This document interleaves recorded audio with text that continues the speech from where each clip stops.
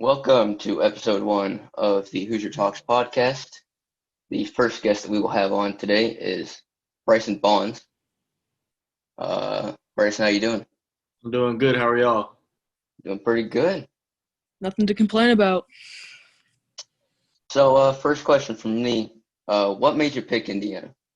Well, it kind of goes back to just kind of how I was raised. I was raised with good morals and everything like that, and I was really trying to find a school that kind of portrayed what my three main priorities in life were, and that's God, family, and school. And football, of course, but that just comes with it and everything. And I was really just trying to find a school that kind of just emulated those three qualities that I've kind of grown up with so much importance in my life. And I feel like Indiana really had that. I felt really at home whenever I came on my visit, and the coaches just really made me feel welcome, and so did the players. And even getting here and everything, and starting my journey and everything as a freshman and everything, I've still felt the exact same. I still feel just the way I did on my official visit when everything was all set out for me and everything. I still feel like I'm just part of the family. So that's definitely why I chose here for sure. Kind of like with the LEO mentality that Tom Allen always gives to his players. Definitely.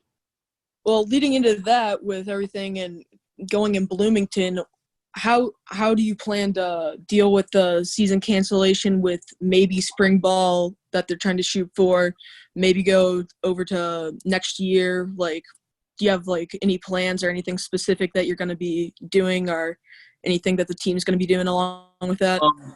Honestly, personally for me, my goals for since we don't have a season, at least in the fall for now, my goals are just to get better as a player and just kind of develop myself and start to fine tune myself to where I have a better opportunity to get on the field next year.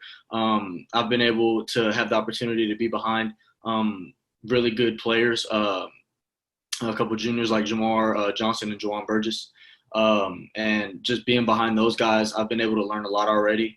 And being in my safety position group and everything, it's just been a great experience being able to learn from them, learn from the seniority and everything. And hopefully I can just continue to do that throughout the time when we don't have a season and everything. And I can also do what I need to do physically, mentally, and nutritionally too, and just to try to make myself the best football player that I can be and everything. And just hopefully I can get on the field next year with that preparation.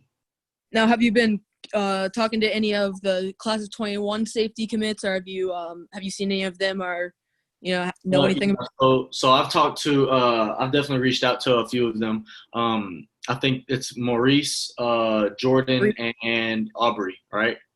Aubrey Burks, Jordan Williams, he's the receiver, and then Maurice Freeman's the defensive back. He does a lot on the field. Okay, I've definitely reached out to them on Twitter and everything, and I've definitely just told them that there's no kind of flashing lights that are blinders or anything like that of they make you think it's one way and it's not. It's the exact way they say it is, and that's just how it is here. And I've definitely conveyed that message to them, and I've definitely reached out and told them that if they have any questions, just to let me know and I can answer anything. All right, moving on now. What do you like most about Tom Allen? Honestly, I like his just purity, I guess you could say. I guess that's the best word for it. He's never been the type to try to mislead you or try to just lead you astray with his words or anything like that. He always shoots you straight, and he's very transparent as a coach, and I really appreciate that. And that's one of the things that brought me here. He's just been so truthful and everything of where I am, where I have been in the recruiting process and everything like that. And he's always just been very transparent. And so is all of his coaches. All of his coaches are the exact same way. They all definitely carry that quality. And I feel like he's done a great job getting this staff together and just being able to convey that it's all about transparency here and we're all just one big family. Now, coming from where you came, there's a very competitive high school football associated with, the South and all that area. How do you feel that kind of shaped your college future and your career going on forward to Indiana and just everything with that? I feel like, honestly, growing up in Texas and everything, where basically we breathe football is really it's really helped me a lot in the sense that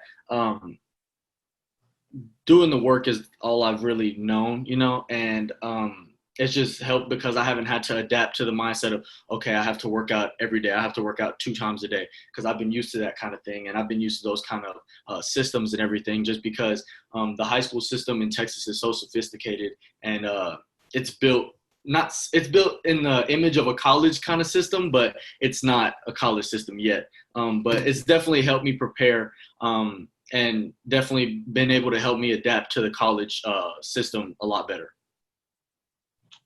All right. Once you get on the field in Bloomington, whenever that may be, what are going to be some of your personal goals?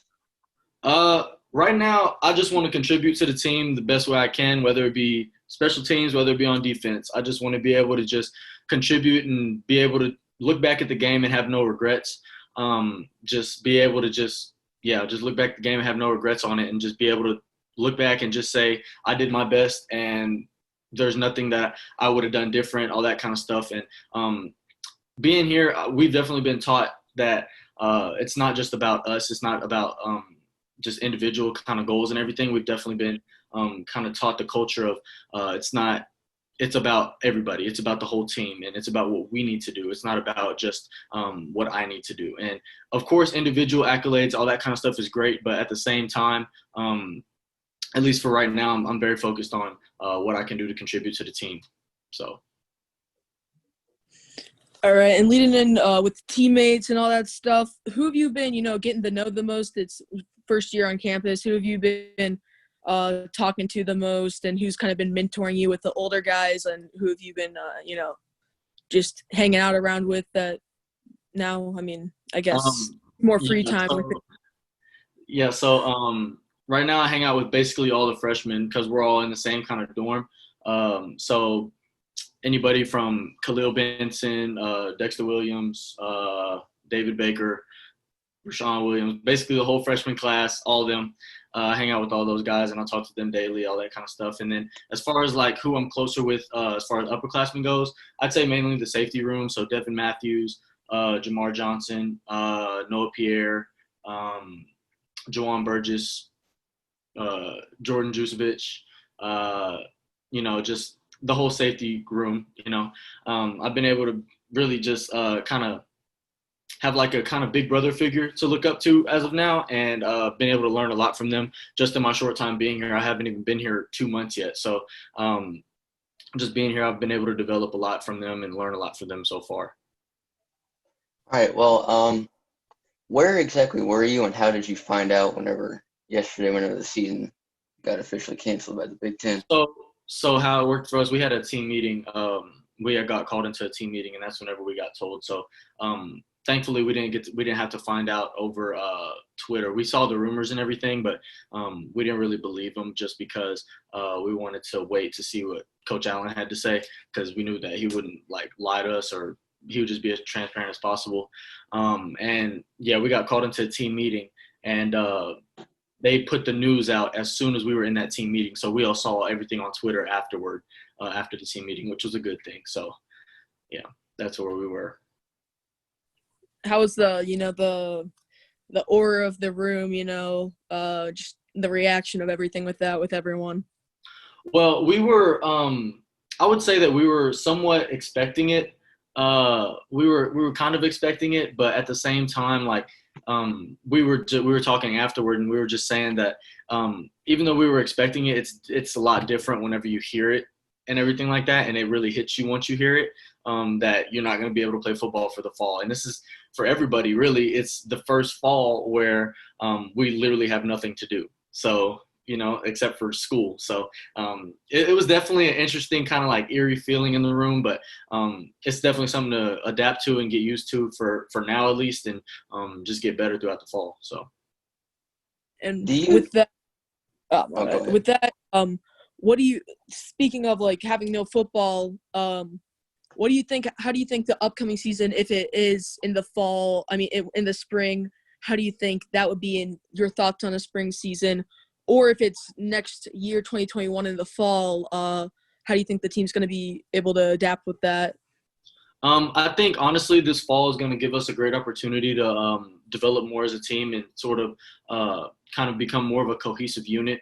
I think we're already great whenever it comes to team chemistry as of now, but I feel like there's always room for improvement, and I think we can really just kind of work out the kinks, whether it be offensively or defensively, to just be the best team that we can be throughout the fall, and hopefully we get to showcase that in the spring. But if not, I'm sure we'll have some sort of spring ball kind of to help us fine tune even more, and then be ready for next fall.